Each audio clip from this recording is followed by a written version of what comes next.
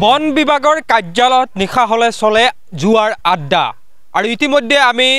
time 8ৰ দৰ্শকক আমি জুৱা নিশা দেখুৱাইছিলো যে দবকাৰ যি মদাৰতলি খণ্ড বন বিভাগৰ কাৰ্যালয় যি আছে বিট অফিচৰ সেই বিট অফিচত কেনেধৰে নিশা হলে যি ৰমৰমীয়া জুৱাৰ বেহা বহে আৰু এই কাৰ্যালয়টোতে দেখা গৈছে যে জুৱা নিশা হুজাই আৰক্ষীৰ এটি বৃহৎ দলে অভিযান চলাইছিল আৰু সেই অভিযানত এই কাৰ্যালয়ৰ যিগৰাকী বিট অফিচাৰ আছে মুকুতা বৰ্মন সেই মুকুতা বৰ্মন খহে প্ৰায় কেইবাগৰাকী লোক ইতিমধ্যে আৰক্ষীৰ জালত পৰিছে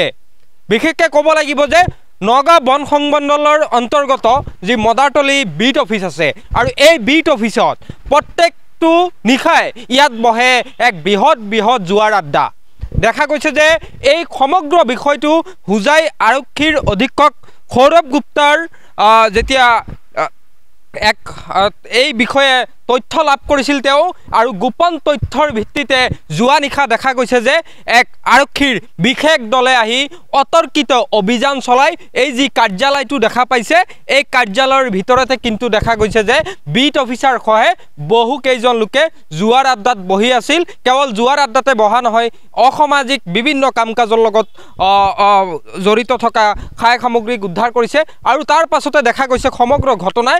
তীব্ৰ চাঞ্চল্যৰ সৃষ্টি কৰিছে আৰু এই কাৰ্যালয়ৰ যিগৰাকী বিট অফিচাৰ আছিল মুকুতা বৰ্মন তেওঁকো দেখা গৈছে যে ইতিমধ্যে আৰক্ষীয়ে আটক কৰি দবকা থানাত বৰ্তমান ৰাখি পেলে যি খুটপুছ অব্যাহত ৰাখিছে বিশেষকৈ ক'ব লাগিব যে এই যে জুৱাৰ আড্ডা এটা বন বিভাগৰ কাৰ্যালয় আৰু এই কাৰ্যালয়ত বন বিভাগৰ কাম কাজ হ'ব লাগিছিল নিশা হলে যি বন বিভাগৰ কৰ্মীসকল আছিল বিট অফিচাৰগৰাকী আছিল তেওঁলোকে কিন্তু বিভিন্ন ধৰণৰ অভিযানত তেওঁলোক সক্ৰিয় থাকিব লাগিছিল কিন্তু তাৰ বিপৰীতে দেখা গৈছে যে তেওঁলোকে জুৱাৰ আড্ডালৈ ইয়াত এনেধৰে দেখা গৈছে এক প্ৰকাৰ ক'ব গ'লে যি জুৱাৰ ৰমৰমীয়া বেহা চলাইছিল এই কাৰ্যালয়তে কিয়নো বন বিভাগৰ কৰ্মী বিট অফিচাৰ বাহিৰো আন একাংশ বাহিৰা লোকো এই যি জুৱাৰ আড্ডাত সেই আড্ডাত বহিছিল বিশেষকৈ ক'ব লাগিব যে এই দবকা অঞ্চলৰ বা এই কাৰ্যালয়টোৰ অন্তৰ্গত বিভিন্ন অঞ্চল আছে সেই অঞ্চলসমূহত দেখা যায় প্ৰায় সময়ত নিশা হলে বনৰীয়া হাতীয়ে তাণ্ডৱ লীলা চলাই বহু লোকৰ যি খায় সামগ্ৰীক বিনষ্ট কৰে ঘৰ দুৱাৰ কৃষি শস্য সকলো বিনষ্ট কৰে কিন্তু সেই সময়ত এইসকল বনকৰ্মী কিন্তু উপস্থিত থাকিব লাগিছিল ৰাইজৰ কাষত বা হাতী খেদাত তেওঁলোক ব্যস্ত থাকিব লাগিছিল কিন্তু সেই সময়তে দেখা যায় যে নিশা হলে তেওঁলোক বা যি বিট অফিচাৰগৰাকীৰ নেতৃত্বতে ইয়াত বহে এক জুৱাৰ আড্ডা আৰু ইতিমধ্যে দেখা গৈছে যে কেইবাগৰাকী লোককো ইতিমধ্যে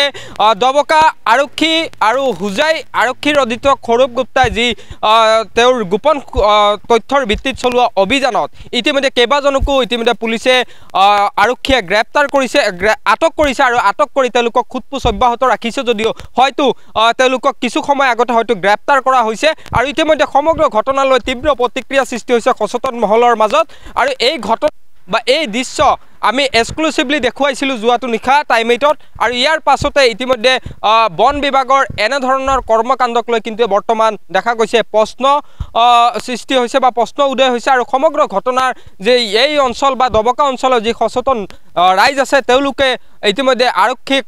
আহ্বান জনাইছে যে এই সমগ্ৰ ঘটনাৰ এটা তদন্ত হ'ব লাগে আৰু এই চক্ৰটোৰ কেইবাজনো লোক ইতিমধ্যে পলায়ন কৰিছে বুলি ইতিমধ্যে জানিব পৰা গৈছে সেই সকলোকো আটক কৰিব লাগে আটক কৰি আৰু এই যি